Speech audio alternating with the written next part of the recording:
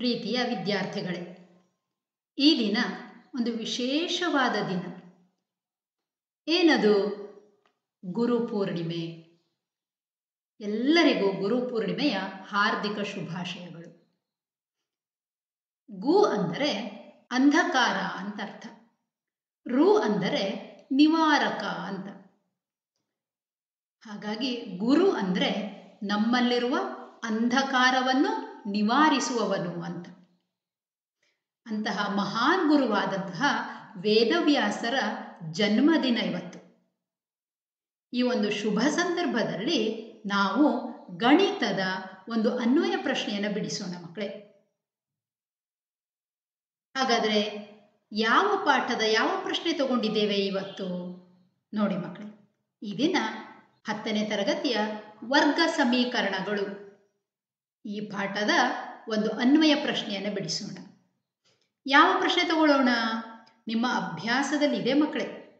ಒಂದು ನೀರಿನ ಟ್ಯಾಂಕ್ನಲ್ಲಿ 2 ಬೇರೆ ಬೇರೆ ಅಳತೆಯ ನಲ್ಲಿಗಳನ್ನು ಒಟ್ಟಿಗೆ ಆನ್ ಮಾಡಿಟ್ರೆ ಅದು ಟ್ಯಾಂಕನ್ನು ಎಷ್ಟು ಹೊತ್ತು ತಗೊಳ್ತದೆ ತುಂಬಿಸ್ಲಿಕ್ಕೆ ಅಂತ ಕೊಟ್ಟಿರ್ತಾರೆ. ಪ್ರತಿಯೊಂದು ನಲ್ಲಿ ಪ್ರತ್ಯೇಕವಾಗಿ ಆ ಟ್ಯಾಂಕನ್ನು ತುಂಬಿಸ್ಲಿಕ್ಕೆ ಎಷ್ಟು ಸಮಯ ಬೇಕಾಗುತ್ತೆ ಅಂತ ನಾವು ಕಂಡುಹಿಡಿಬೇಕು. ತುಂಬ ಮಕ್ಕಳು ಈ ಲೆಕ್ಕ ಕಷ್ಟ ಅಂತ ಹೇಳ್ತಾ ಇದ್ರಿ ಅಲ್ವಾ?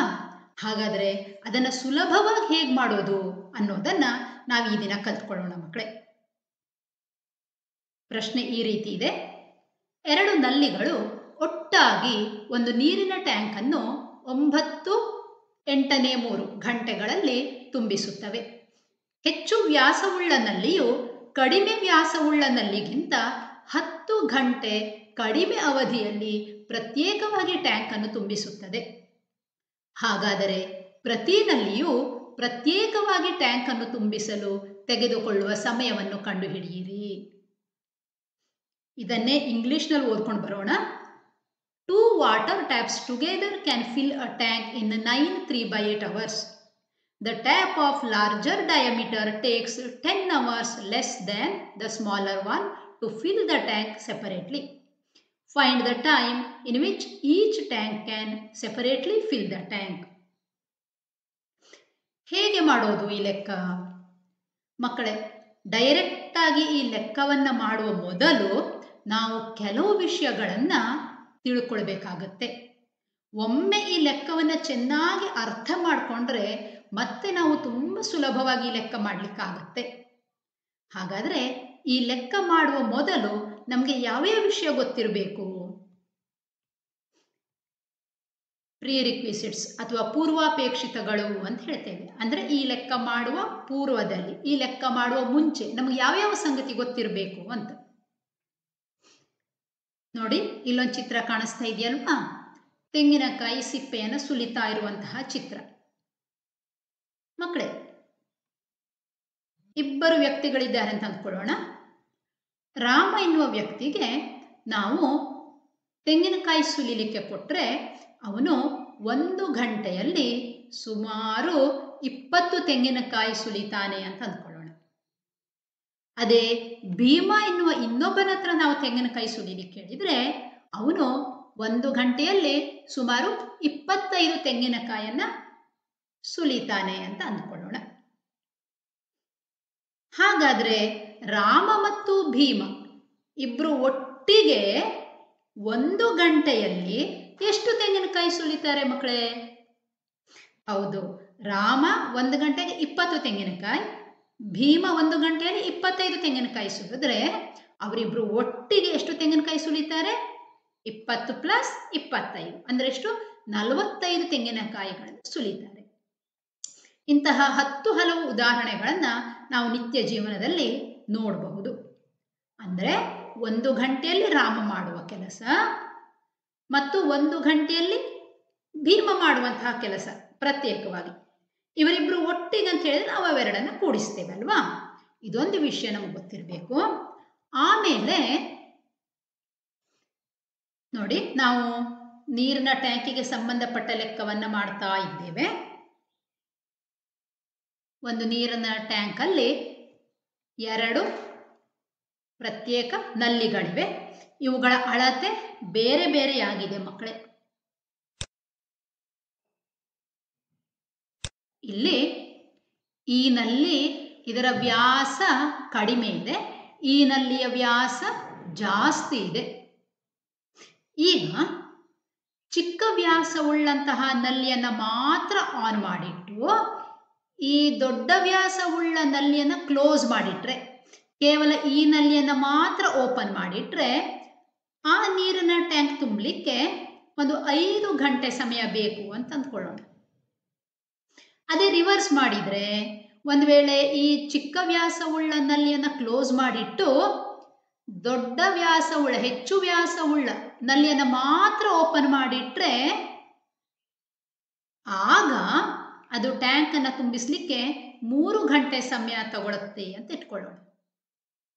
ಈಗ ಮಕ್ಕಳೇ, ಎರಡೂ ನಲ್ಲಿಯನ್ನ ಏಕಕಾಲದಲ್ಲಿ ಓಪನ್ ಮಾಡಿಟ್ರೆ ಹಿಂದಿನ ರಾಮ ಮತ್ತು ಭೀಮನ ಲೆಕ್ಕದ ಹಾಗೆ 5 ಮತ್ತೆ 3 ಕೂಡಿಸ್ಬೇಕಾ? ಯೋಚನೆ ಮಾಡಿ ಮಕ್ಕಳೇ. ನೋಡಿ, ಈ ಒಂದೇ ಒಂದು ನಲ್ಲಿಯನ್ನು ಮಾತ್ರ ಓಪನ್ ಮಾಡಿಟ್ರೆ 3 ಗಂಟೆಯಲ್ಲಿ ಟ್ಯಾಂಕ್ ತುಂಬ ಹೋಗ್ಬಿಡುತ್ತೆ. ಇದರ ಜೊತೆಗೆ ಇನ್ನೊಂದು ನಲ್ಲಿಯನ್ನು ಕೂಡ ಓಪನ್ ಮಾಡಿಟ್ರೆ ಏನಾಗುತ್ತೆ? ಇನ್ನು ಬೇಗನೆ ತುಂಬುತ್ತಲ್ವಾ? ಅಂದ್ರೆ ಈ 3 ಗಂಟೆಗಿಂತ ಕಡಿಮೆ ಸಮಯ ಸಾಕು. ಈ ಎರಡೂ ನಲ್ಲಿಗಳು ಪ್ರತ್ಯೇಕವಾಗಿ ತುಂಬಿಸ್ಲಿಕ್ಕೆ ಎಷ್ಟೆಷ್ಟು ಸಮಯ ಅಂತ ನಾನಿಲ್ಲಿ ಹೇಳಿದ್ದೇನೆ. ಎರಡನ್ನು ಏಕಕಾಲದಲ್ಲಿ ಓಪನ್ ಮಾಡಿಟ್ರೆ ಅದು ಈ ಚಿಕ್ಕ ಗಂಟೆ ಇದೆಯಲ್ಲ, ಚಿಕ್ಕ ಸಮಯ ಇದೆಯಲ್ಲ, ಅದಕ್ಕಿಂತ ಕಡಿಮೆ ಸಮಯದಲ್ಲಿಯೇ ಟ್ಯಾಂಕ್ ತುಂಬೋಗ್ಬಿಡುತ್ತೆ. ಅಂದ್ರೆ ಈ ಉದಾಹರಣೆಯಲ್ಲಿ ಎರಡೂ ನಲ್ಲಿಯನ್ನು ಓಪನ್ ಮಾಡಿಟ್ರೆ 3 ಗಂಟೆಗಳಿಗಿಂತ ಕಡಿಮೆ ಸಮಯದಲ್ಲಿ ಆ ನೀರಿನ ಟ್ಯಾಂಕ್ ತುಂಬಿ ಹೋಗುತ್ತೆ. ಇದೊಂದು ವಿಚಾರ ನಮಗೆ ಗೊತ್ತಿರಬೇಕು ಮಕ್ಕಳೇ. ಆಮೇಲೆ ಒಂದು ಪೂರ್ಣ ಕೆಲಸ ಮುಗಿಸ್ಲಿಕ್ಕೆ, ಯಾವುದೋ ಒಂದು ಕೆಲಸ, ಆ ಕೆಲಸವನ್ನು ಪೂರ್ತಿಯಾಗಿ ಮುಗಿಸ್ಲಿಕ್ಕೆ ನಮಗೆ 2 ಗಂಟೆ ಸಮಯ ಬೇಕು ಅಂತ ಇಟ್ಕೊಳ್ಳೋಣ. ಹಾಗಾದ್ರೆ 1 ಗಂಟೆಯಲ್ಲಿ ಎಷ್ಟು ಕೆಲಸ ಆಗುತ್ತೆ ಮಕ್ಕಳೇ? ಸುಲಭವಾಗಿ ಹೇಳ್ಬೋದಲ್ವಾ? ಅರ್ಧದಷ್ಟು ಕೆಲಸ ಆಗುತ್ತೆ, ಅರ್ಧ ಭಾಗದಷ್ಟು ಕೆಲಸ ಆಗುತ್ತೆ. ಮೊದಲನೇ 1 ಗಂಟೆಯಲ್ಲಿ ಅರ್ಧ ಭಾಗದಷ್ಟು ಕೆಲಸ, ಉಳಿದ 1 ಗಂಟೆಯಲ್ಲಿ ಇನ್ನರ್ಧ ಭಾಗದಷ್ಟು ಕೆಲಸ. ಅರ್ಧ ಪ್ಲಸ್ ಅರ್ಧ ಮಾಡಿದರೆ ಒಂದು ಪೂರ್ಣ ಕೆಲಸ ಆಗುತ್ತೆ. ಇದನ್ನೇ ನಮ್ಮ ಗಣಿತೀಯವಾಗಿ, ನಮ್ಮ ಗಣಿತದ ಪ್ರಕಾರ ಹೇಗೆ ಹೇಳ್ಬೋದು ನೋಡಿ. 2 ಗಂಟೆಯಲ್ಲಿ ಒಂದು ಪೂರ್ಣ ಕೆಲಸ, ಪೂರ್ಣ ಅನ್ನೋದನ್ನು ಸೂಚಿಸಲಿಕ್ಕೆ 1 ಅಂತ ತಗೊಳ್ತೇವೆ ನಾವು, ಇಡಿಯದ್ದು ಪೂರ್ಣ. ಹಾಗಾಗಿ 2 ಗಂಟೆಯಲ್ಲಿ ಪೂರ್ಣ ಕೆಲಸ ಅಂದರೆ ಒಂದು ಇಡೀ ಕೆಲಸ ಆಗುತ್ತೆ 2 ಗಂಟೆಯಲ್ಲಿ. ಹಾಗಾದ್ರೆ 1 ಗಂಟೆಯಲ್ಲಿ ಎಷ್ಟು ಕೆಲಸ ಆಗುತ್ತೆ? ಈ ರೀತಿ ಬಂದಾಗ ನಾವು ಓರೆ ಗುಣಾಕಾರದ ವಿಧಾನವನ್ನು ಬಳಸ್ತೇವಲ್ವಾ ಮಕ್ಕಳೇ? ಯಾವಾಗಲೂ ಈ 2 ಸಂಖ್ಯೆಗಳನ್ನು ಗುಣಿಸ್ಕೊಂಡು ಈ ಪ್ರಶ್ನಾರ್ಥಕ ಚಿಹ್ನೆ ಎದುರುಗಡೆ ಇರೋ ನಂಬರಿಂದ ಭಾಗಿಸ್ಬಿಟ್ರೆ ನಮ್ಗೆ ಉತ್ತರ ಸಿಗುತ್ತೆ. 1 1 1 ಭಾಗಿಸು 2, 1 ಭಾಗಿಸು 2 ಅಂದ್ರೆ ಎಷ್ಟು? ಅರ್ಧ. ಈ ರೀತಿ ನಾವು ಮಾಡ್ತೇವೆ. ಇನ್ನೊಂದು ಉದಾಹರಣೆ ನೋಡೋಣ. ಒಂದು ಪೂರ್ಣ ಕೆಲಸ ಮುಗಿಸ್ಲಿಕ್ಕೆ 5 ದಿನ ಬೇಕು. ಹಾಗಾದರೆ 1 ದಿವಸದಲ್ಲಿ ಎಷ್ಟು ಕೆಲಸ ಆಗುತ್ತೆ? ಇಲ್ಲಿ ನೋಡಿ, 2 ಗಂಟೆಯ ಬದಲು 5 ದಿನ ಅಂತ ಹಾಕೊಳ್ಳಿ. ಇಲ್ಲಿ 1 ಗಂಟೆಯ ಬದಲು 1 ದಿನ ಅಂತ ಹಾಕೊಳ್ಳಿ. ಏನು ಉತ್ತರ ಸಿಗುತ್ತೆ ಮಕ್ಕಳೇ? ಕರೆಕ್ಟ್. ಎಷ್ಟು? 5ನೇ 1 ಭಾಗದಷ್ಟು ಕೆಲಸ ಆಗುತ್ತೆ. ಈಗ ನಿಮಗೆ ಇದರ ಟೆಕ್ನಿಕ್ ಅರ್ಥ ಆಯಿತು ಅಂತ ಅಂದ್ಕೊಳ್ತೇನೆ. ನೋಡಿ, ಪೂರ್ಣ ಕೆಲಸ ಮುಗಿಸ್ಲಿಕ್ಕೆ 2 ಗಂಟೆ ಬೇಕಾದರೆ 1 ಗಂಟೆಯಲ್ಲಿ ಅದರ ವಿಲೋಮ 2ನೇ 1. ಹಾಗೆ ಪೂರ್ಣ ಕೆಲಸ ಮುಗಿಸ್ಲಿಕ್ಕೆ 5 ದಿನ ಬೇಕಾದರೆ 1 ದಿನದಲ್ಲಿ ಈ 5ರ ವಿಲೋಮ 5ನೇ 1 ಭಾಗದಷ್ಟು ಕೆಲಸ ಆಗುತ್ತೆ ಅಲ್ವಾ? ನೋಡಿ, ಮೊದಲನೇ ದಿನ 5ನೇ 1ರಷ್ಟು ಕೆಲಸ, ಅದೇ ರೀತಿ 2ನೇ ದಿನ 5ನೇ 1, 3ನೇ ದಿನ 4ನೇ ದಿನ 5ನೇ ದಿನ, 5 ದಿನಗಳಲ್ಲಾತ 5ನೇ 1 5ನೇ 1 ಭಾಗದಷ್ಟು ಕೆಲಸ ಮಾಡ್ತಾನೆ. ಈಗ ಇದೆಲ್ಲವನ್ನು ಕೂಡಿಸ್ಕೊಂಡು ಬರೋಣ. ಎಷ್ಟಾಯ್ತು ಮಕ್ಕಳೇ? 5 ಭಾಗಿಸು 5 ಅಂದ್ರೆ ಎಷ್ಟು? 1. ಅಂದ್ರೆ ಒಂದು ಇಡೀ ಕೆಲಸ ಪೂರ್ತಿ ಆಯಿತು. ಕರೆಕ್ಟ್ ಅಲ್ವಾ? ಪ್ರತಿದಿನವ 5ನೇ 1 ಭಾಗದಷ್ಟು ಕೆಲಸ ಮಾಡಿದ್ರೆ 5 ದಿನ ಆಗುವಾಗ ಆ ಇಡೀ ಕೆಲಸ ಮುಗಿಯುತ್ತೆ. ಯಾವಾಗ ಈ ವಿಲೋಮವನ್ನು ತಗೊಳ್ತೇವೆ ಆ ಕಲ್ಪನೆ ನಿಮಗೆ ಬೇಕು. ಅಥವಾ 1 ದಿನಕ್ಕೆ 5ನೇ 1 ಭಾಗದಷ್ಟು ಕೆಲಸವನ್ನ ಮಾಡ್ತಾನೆ. ಹಾಗಾದ್ರೆ ಆ ಇಡೀ ಕೆಲಸ ಮುಗಿಲಿಕ್ಕೆ ಎಷ್ಟು ಸಮಯ ಬೇಕು? ನೋಡಿ, ಹೀಗೂ ಕೇಳಬಹುದು ರಿವರ್ಸ್. 1 ದಿನಕ್ಕೆ 5ನೇ 1 ಭಾಗದಷ್ಟು ಕೆಲಸ. ಇಡೀ ಕೆಲಸ ಮುಗಿಲಿಕ್ಕೆ ಇಲ್ಲಿ ಕೆಲಸದ ಕೆಳಗೆ ಕೆಲಸ ಬರಿಬೇಕು, ದಿನದ ಕೆಳಗೆ ದಿನ ಬರಿಬೇಕು. ಒಂದು ದಿನಕ್ಕೆ 5ನೇ 1 ಭಾಗದಷ್ಟು ಕೆಲಸ. ಹಾಗಾದ್ರೆ ಆ ಒಂದು ಇಡೀ ಕೆಲಸಕ್ಕೆ ಎಷ್ಟು ದಿನ ಬೇಕು ನೋಡಿ. ಗಣಿತದ ಪ್ರಕಾರ ಓರೆ ಗುಣಾಕಾರ ವಿಧಾನ ಅನುಸರಿಸೋಣ. ಹಾಗೇನಾಯ್ತು, 1 1 1 ಭಾಗಿಸು ಈ 5ನೇ 1 ಸಮ 1. ನಮ್ಗೆ ಗೊತ್ತಿದೆ ಭಾಗಾಕಾರ, ಭಾಗಿಸು ಬದಲು ಗುಣಿಸು ಚಿಹ್ನೆ ಹಾಕೊಂಡು 5ನೇ 1ರ ವಿಲೋಮ 5 ಭಾಗಿಸು 1 ಅಂದ್ರೆ ಎಷ್ಟಾಯ್ತು, 5 ದಿನ ಬಂತು. ಉತ್ತರ 5 ದಿನ ಬಂತು. ಸರಿ ತಾನೇ? ನೋಡಿ, ಈ ವಿಲೋಮ ಬರ್ಕೊಳ್ಳೋದು ಯಾವಾಗ ಅದು ನಿಮಗೆ ಅರ್ಥ ಆಗಿದೆ. ಎಲ್ಲ ಸಂಗತಿಗಳು ಗೊತ್ತಿದ್ರೆ ನಾವು ಈ ಒಂದು ತೆಗೆದುಕೊಂಡಂತಹ ಲೆಕ್ಕವನ್ನ ಆರಾಮಾಗಿ ಬಿಡಿಸಬಹುದು ಮಕ್ಕಳೇ. ಈಗ ಆ ಪ್ರಶ್ನೆಯನ್ನು ಮತ್ತೊಮ್ಮೆ ಬರ್ಕೊಂಡಿದ್ದೇನೆ. ಈಗ ನೋಡಿ, ಒಂದು ನೀರಿನ ಟ್ಯಾಂಕಿಗೆ ಅಲ್ಲಿ 2 ನಲ್ಲಿಗಳಿವೆ. ಒಂದು ನಲ್ಲಿಯನ್ನ ಎ ಅಂತ ಹೆಸರಿಸ್ಕೊಳ್ಳೋಣ, ಇನ್ನೊಂದು ನಲ್ಲಿಯನ್ನ ಬಿ ಅಂತ ಹೆಸರಿಸ್ಕೊಳ್ಳೋಣ. ಏನು ಕೊಟ್ಟಿದ್ದಾರೆ ಇಲ್ಲಿ ಪ್ರಶ್ನೆಯಲ್ಲಿ? 2 ನಲ್ಲಿಗಳು ಒಟ್ಟಾಗಿ ನೀರಿನ ಟ್ಯಾಂಕ್ ಅನ್ನ ತುಂಬಿಸ್ಲಿಕ್ಕೆ ಎಷ್ಟು ಟೈಮ್ ತಗೊಳುತ್ತೆ? 9 8ನೇ 3 ಗಂಟೆ. ಅದನ್ನೇ ಬರೆಯೋಣ. ನಲ್ಲಿ ಎ ಮತ್ತು ಬಿ ಒಟ್ಟಾಗಿ ಟ್ಯಾಂಕ್ ಅನ್ನು ತುಂಬಿಸಲು ಬೇಕಾದ ಸಮಯ ಸಮ 9 8ನೇ 3 ಗಂಟೆ. ಇದನ್ನೇ ನಾವು ಮಿಶ್ರ ಭಿನ್ನರಾಶಿ ಇರೋದನ್ನ ವಿಷಮ ಭಿನ್ನರಾಶಿಯಾಗಿ ಮಾಡ್ಕೊಂಡ್ಬಿಡೋಣ. ಎಷ್ಟಾಗುತ್ತೆ? 8 9 72 ಪ್ಲಸ್ 3 ಎಷ್ಟಾಯ್ತು? 75 ಆಯ್ತು. ಅಂದ್ರೆ 8ನೇ 75 ಗಂಟೆ ಆಯ್ತು. ಅವೆರಡು ಒಟ್ಟಾಗಿ ಟ್ಯಾಂಕ್ ಅನ್ನು ತುಂಬಿಸಲು ಬೇಕಾದ ಸಮಯ 8ನೇ 75 ಗಂಟೆ. ಅಂದ್ರೆ ಒಂದು ಇಡೀ ಒಂದು ಪೂರ್ಣ ಟ್ಯಾಂಕ್ ಅನ್ನು ತುಂಬಿಸ್ಲಿಕ್ಕೆ ಇಷ್ಟೊತ್ತು ಬೇಕು. ಹಾಗಾದ್ರೆ ನೋಡಿ, ಒಂದು ಇಡೀ ಟ್ಯಾಂಕ್ ತುಂಬಿಸ್ಲಿಕ್ಕೆ 8ನೇ 75 ಗಂಟೆ ಬೇಕಾಯಿತು. ಹಾಗಾದ್ರೆ 1 ಗಂಟೆಯಲ್ಲಿ ಎಷ್ಟು ನೀರನ್ನು ತುಂಬಿಸ್ತವೆ? ಒಂದು ಇಡೀ ಟ್ಯಾಂಕ್ ತುಂಬಿಸ್ಲಿಕ್ಕೆ ಇಷ್ಟು ಸಮಯ. ಹಾಗಾದ್ರೆ 1 ಗಂಟೆಯಲ್ಲಿ ಎಷ್ಟು ಭಾಗ ತುಂಬುತ್ತೆ?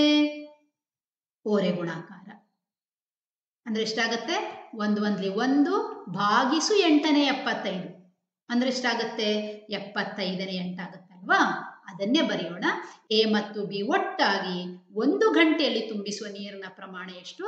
75ನೇ 8 ಭಾಗ. ಆ ಟ್ಯಾಂಕ್ನ 75ನೇ 8ರಷ್ಟು ಭಾಗವನ್ನ 1 ಗಂಟೆಯಲ್ಲಿ ತುಂಬಿಸ್ತದೆ, ಈ 2 ನಲ್ಲಿಗಳನ್ನ ಒಟ್ಟಾಗಿ ಬಿಟ್ಟಾಗ. ಇದು ನಿಮಗೆ ಅರ್ಥ ಆಗಲಿ ಅಂತ ನಾನು ಇದನ್ನು ತೋರಿಸಿದ್ದೇನೆ. ನೀವು ಡೈರೆಕ್ಟ್ ಆಗಿ ಇದರ ವಿಲೋಮವನ್ನ ಬರ್ಕೋಬಹುದು ಮಕ್ಕಳೇ. ಇದನ್ನ ಸಮೀಕರಣ 1 ಅಂತ ತಗೊಳ್ಳೋಣ. ನೆಕ್ಸ್ಟ್ ಇನ್ನೇನು ಕೊಟ್ಟಿದ್ದಾರೆ ನೋಡಿ. ಹೆಚ್ಚು ವ್ಯಾಸವುಳ್ಳ ನಲ್ಲಿಯು ಕಡಿಮೆ ವ್ಯಾಸವುಳ್ಳ ನಲ್ಲಿಗಿಂತ 10 ಗಂಟೆ ಕಡಿಮೆ ಅವಧಿಯಲ್ಲಿ ಪ್ರತ್ಯೇಕವಾಗಿ ಟ್ಯಾಂಕ್ ಅನ್ನು ತುಂಬಿಸ್ತದೆ. ಪ್ರತಿಯೊಂದು ನಲ್ಲಿಯನ್ನು ಪ್ರತ್ಯೇಕವಾಗಿ ನಾವು ಆನ್ ಮಾಡಿದ್ರೆ ಏನಾಗುತ್ತೆ? ಹೆಚ್ಚು ವ್ಯಾಸವುಳ್ಳ ನಲ್ಲಿ 10 ಗಂಟೆ ಬೇಗ ತುಂಬಿಸ್ತದಂತೆ ಕಡಿಮೆ ವ್ಯಾಸವುಳ್ಳ ನಲ್ಲಿಗಿಂತ.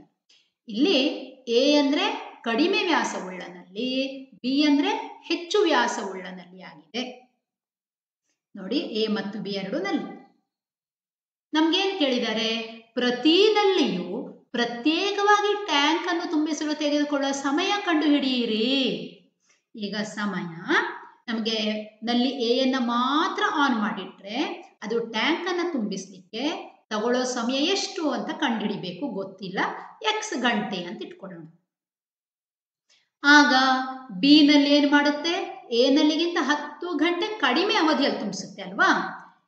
ಎ ನಲ್ಲಿ x ಗಂಟೆ ತಗೊಂಡ್ರೆ ಇದಕ್ಕಿಂತ 10 ಕಡಿಮೆ ಬಿ ನಲ್ಲಿ. ಹಾಗಾದ್ರೆ ಎಷ್ಟಾಯ್ತು? x ಮೈನಸ್ 10 ಗಂಟೆ ಆಯ್ತು. ಅದನ್ನೇ ಬರೆಯೋಣ.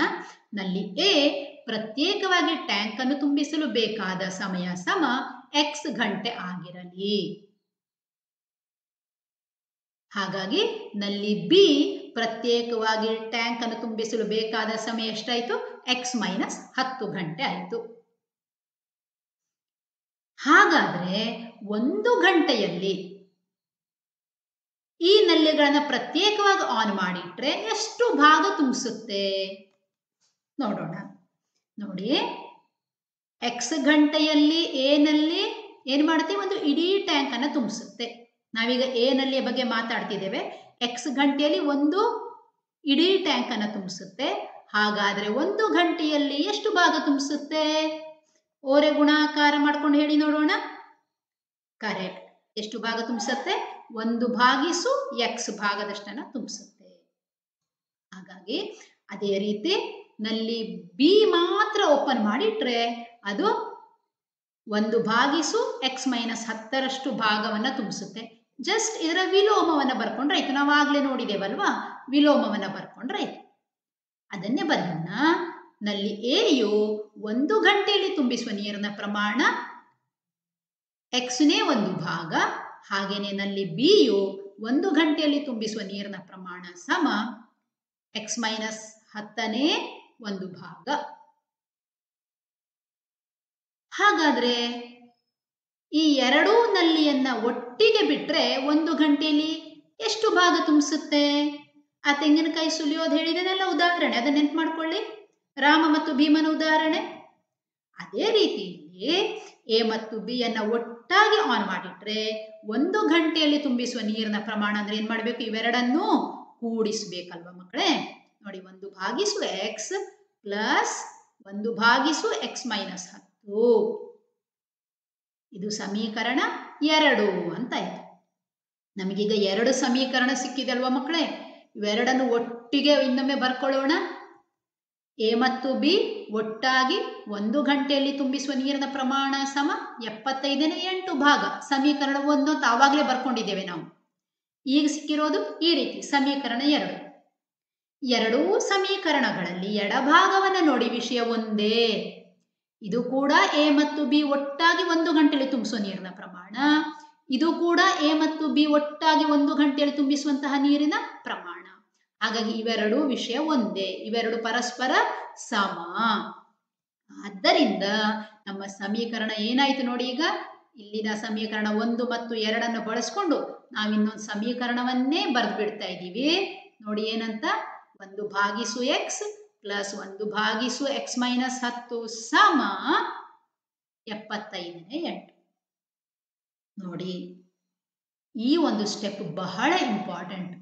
ನಾವು ಈ ಸಮೀಕರಣವನ್ನ ಬರೆಯುವ ಹಂತಕ್ಕೆ ಬಂದ್ರೆ ಮುಂದೆ ಆರಾಮಾಗಿ ನಾವು ಲೆಕ್ಕವನ್ನ ಮಾಡ್ಕೊಂಡು ಹೋಗ್ಬಹುದು. ಮುಂದೆ ನಮ್ಗೆ ಗೊತ್ತೇ ಇದೆ, ಎರಡು ಭಿನ್ನ ರಾಶಿಗಳನ್ನು ಕೂಡಿಸುವಾಗ ಛೇದಗಳ ಲಸಅವನ್ನ ಕಂಡುಹಿಡಿಬೇಕು. ಲಸ ಎಷ್ಟು? x × x-10. ಹಾಗಾದ್ರೆ ಮೇಲ್ಗಡೆ ಏನು ಬರಿಬೇಕಾಯ್ತು? ಇಲ್ಲಿ ಆಲ್ರೆಡಿ x ಇದೆ, x ಗೆ x ಆಯ್ತು. ಎಕ್ಸ್ಟ್ರಾ ಯಾವುದು? x-10. ಈ ಎಕ್ಸ್ಟ್ರಾ x-10ರಿಂದ ಈ ಅಂಶ 1ಕ್ಕೆ ಗುಣಿಸಿದ್ರೆ ಎಷ್ಟಾಯ್ತು? 1ರಿಂದ ಗುಣಿಸಿದ್ರೆ ಇದ್ದಷ್ಟೇ ಅಲ್ವಾ, x-10 ಪ್ಲಸ್ ಇಲ್ಲಿ ಛೇದ x-10 ಇದೆ, ಅದನ್ನ ಬಿಟ್ರೆ ಎಕ್ಸ್ಟ್ರಾ x × 1 ಅಂದ್ರೆ ಎಷ್ಟು? x ಸಮ 75ನೇ 8. ಈಗ x ಪ್ಲಸ್ x ಎಷ್ಟಾಯ್ತು? 2x ಮೈನಸ್ 10 ಭಾಗಿಸು x × x-10 ಸಮ 75ನೇ 8. ಬೇಕಾದ್ರೆ ನಾವಿಲ್ಲಿ 2ನ್ನ ಕಾಮನ್ ತಗೋಬಹುದು. ಈ ರೀತಿ 2ನ್ನ ಸಾಮಾನ್ಯ ಅಪವರ್ತನ ಹೊರಗೆ ತಗೊಂಡ್ರೆ x-5 ಅಂತ ಉಳಿಯಿತು ಬ್ರಾಕೆಟ್ ಅಲ್ಲಿ, ಭಾಗಿಸು x × x-10 ಸಮ 8 ಭಾಗಿಸು 75. ನಾವಿಲ್ಲಿಯೇ ಕ್ಯಾನ್ಸಲ್ ಮಾಡ್ಕೊಂಡ್ರೆ ನಮಗೆ ಸಂಖ್ಯೆ ಸ್ವಲ್ಪ ಚಿಕ್ಕದಾಗುತ್ತೆ. ಸಂಖ್ಯೆ ಚಿಕ್ಕದಾದಷ್ಟು ಲೆಕ್ಕ ಸುಲಭ ಅಲ್ವಾ ಮಕ್ಕಳೇ? ಹಾಗಾಗಿ ಇಲ್ಲಿಯೇ ಕ್ಯಾನ್ಸಲ್ ಮಾಡ್ಕೊಳ್ಳೋಣ. 2 × 1 2, 2 × 4 8. ಈಗ ನೋಡಿ, 2 ಭಿನ್ನ ರಾಶಿಗಳ ಮಧ್ಯೆ ಸಮ ಚಿಹ್ನೆ ಇದೆ. ಆಗ ಏನ್ ಮಾಡ್ತೇವೆ ನಾವು? ಕರೆಕ್ಟ್ ಮಕ್ಕಳೇ, ಓರೆ ಗುಣಾಕಾರ ಮಾಡ್ತಾ ಇದ್ದೇವೆ. 4 ನೋಡಿ, 4 ಇಂಟು x × x-10 ಸಮ ಓರೆ ಗುಣಾಕಾರ 75 ಇಂಟು x-5. ನಿಧಾನವಾಗಿ ನಾವು ವರ್ಗ ಸಮೀಕರಣದ ಆದರ್ಶ ರೂಪಕ್ಕೆ ಬರ್ತಾ ಇದ್ದೇವೆ. ಗುಣಿಸ್ಬಿಡೋಣ. 4x × x ಎಷ್ಟಾಯಿತು? 4x² ಆಯಿತು. ಮೈನಸ್ 4x × 10 ಎಷ್ಟು? 40. x ಸಮ 75 ಇಂಟು ಎಕ್ಸ್ 75x ಮೈನಸ್ 75 ಐದ್ಲಿ 375. ನೆಕ್ಸ್ಟ್ ಆದರ್ಶ ರೂಪದಲ್ಲಿ ಬರ್ಕೊಳ್ಳೋಣ. 4x ವರ್ಗ ಮೈನಸ್ 40x, ಉಳಿದದನ್ನೆಲ್ಲ ಸಮಚಿಹ್ನೆ ಎಡಭಾಗಕ್ಕೆ ತರೋಣ. ಮೈನಸ್ 75x ಮೈನಸ್ 375 ಈಚೆ ತಗೊಂಡ್ರೆ ಪ್ಲಸ್ 375 ಸಮ 0. ಅಥವಾ 4x ವರ್ಗ ಮೈನಸ್, ನೋಡಿ ಇಲ್ಲಿ ಮೈನಸ್ 40 ಮೈನಸ್ 75 ಎಷ್ಟಾಯಿತು? ಮೈನಸ್ 115x ಪ್ಲಸ್ 375 ಸಮ 0.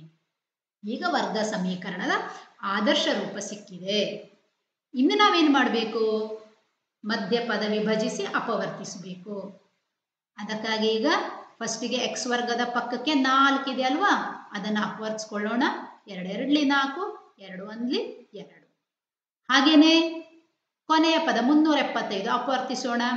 ಬಿಡಿ ಸ್ಥಾನದಲ್ಲಿ 5 ಇರೋದ್ರಿಂದ 5ರಿಂದ ಹೋಗುತ್ತೆ. 5 7 35, 2 ಉಳಿತು 25 ಆಯಿತು. 5 5 25, 5 15 75, 5 3 15, 3 1 3. ಈಗ ಇವೆಲ್ಲ ಅಪವರ್ತನಗಳನ್ನ ಒಟ್ಟಿಗೆ ಬರ್ಕೊಂಡ್ಬಿಡೋಣ ಈ ರೀತಿ. ಈಗ ನಾವು ಹೇಗೆ ಸೆಟ್ ಮಾಡಬೇಕು ಮಕ್ಕಳೇ? ಕೂಡಿಸಿದಾಗ 115 ಬರುವಂತೆ ಸೆಟ್ ಮಾಡಬೇಕು. ಹೇಗೆ? ಕೂಡಿಸಿದಾಗ 115 ಬರಬೇಕು. ಟ್ರೈಲ್ ಅಂಡ್ ಎರರ್ ಮಾಡ್ತಾ ನೋಡ್ತಾ ಹೋಗ್ಬೇಕು ಮಕ್ಕಳೇ. ನೋಡಿ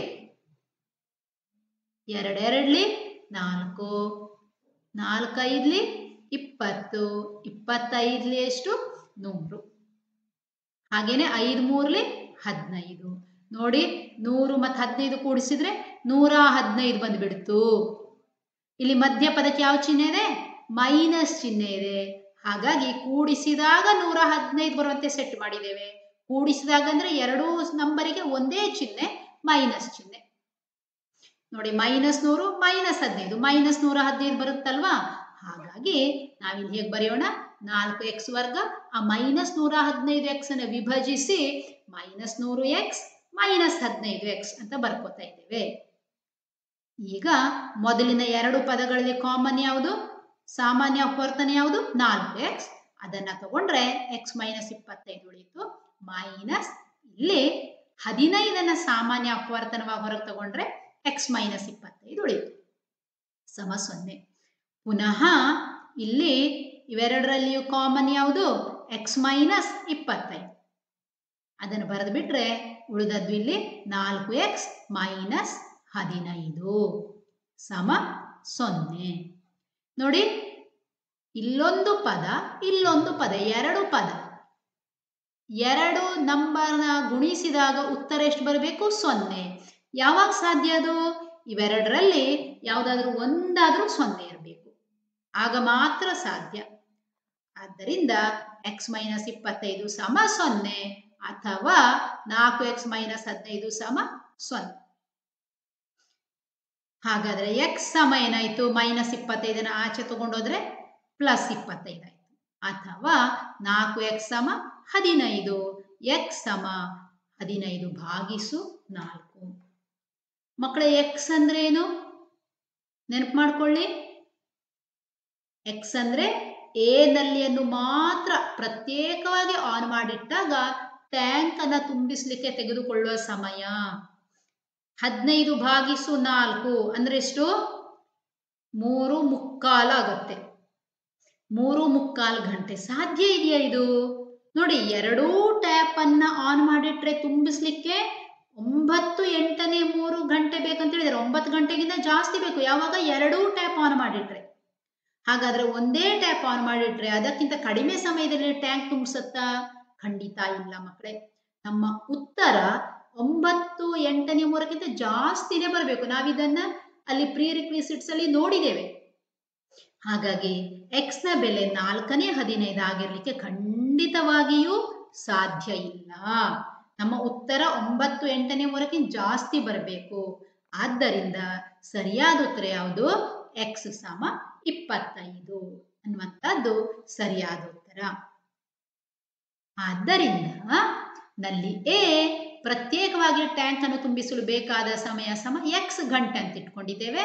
x ಅಂದ್ರೆ 25 ಅಂತ ಉತ್ತರ ಸಿಕ್ಕಿದೆ ನಮಗೆ. ಹಾಗಾದ್ರೆ ನಲ್ಲಿ ಬಿ ಪ್ರತ್ಯೇಕವಾಗಿ ಟ್ಯಾಂಕ್ ಅನ್ನು ತುಂಬಿಸಲು ಬೇಕಾದ ಸಮಯ ಅದಕ್ಕಿಂತ 10 ಗಂಟೆ ಕಡಿಮೆ, x-10 ಅಲ್ವಾ, ಸಮ x ಇದಲ್ಲಿ 25 ಹಾಕೊಂಡ್ಬಿಡಿ. ಎಷ್ಟು ಬಂತು ಉತ್ತರ? 15 ಗಂಟೆ ಬಂತು.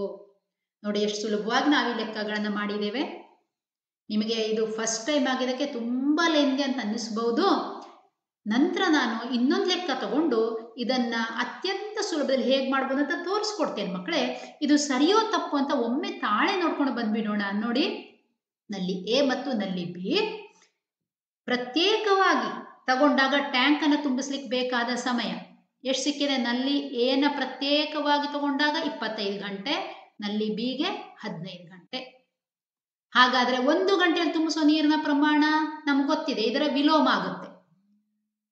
25ನೇ 1 ಮತ್ತು 15ನೇ 1 ವಿಲೋಮ ಆಗುತ್ತೆ, ಇಷ್ಟು ಭಾಗವನ್ನು ತುಂಬಿಸುತ್ತೆ ಅಂತ. ಹಾಗಾದ್ರೆ ಎರಡೂ ನಲ್ಲಿನ ಒಟ್ಟಾಗಿ ಬಿಟ್ರೆ 1 ಗಂಟೆಯಲ್ಲಿ ತುಂಬಿಸುವ ನೀರಿನ ಪ್ರಮಾಣ ಅಂದ್ರೆ ಏನ್ ಮಾಡಬೇಕು? ನಮ್ಗೆ ಇವೆಲ್ಲ ಪ್ರಾಕ್ಟೀಸ್ ಆಗಿದೆ, ಇದು ಗೊತ್ತಾಗಿದೆ. ಇವೆರಡನ್ನ ಕೂಡಿಸ್ಬೇಕು. 75 ಲಾಸ ಆಯಿತು, 25 3ಲಿ 75, 3 1ಲಿ 3 ಪ್ಲಸ್ ಇಲ್ಲಿ ಛೇದ 15 ಇದೆ, ಇಲ್ಲಿ 75 ಇದೆ, 15 5ಲಿ 75, 5 1ಲಿ 5 ಸಮ ಎಷ್ಟಾಯ್ತು? 8/75. ಇದೇನು? 1 ಗಂಟೆಯಲ್ಲಿ ಎರಡೂ ನಲ್ಲಿ ಒಟ್ಟಾಗಿ ತುಂಬಿಸುವ ನೀರಿನ ಪ್ರಮಾಣ.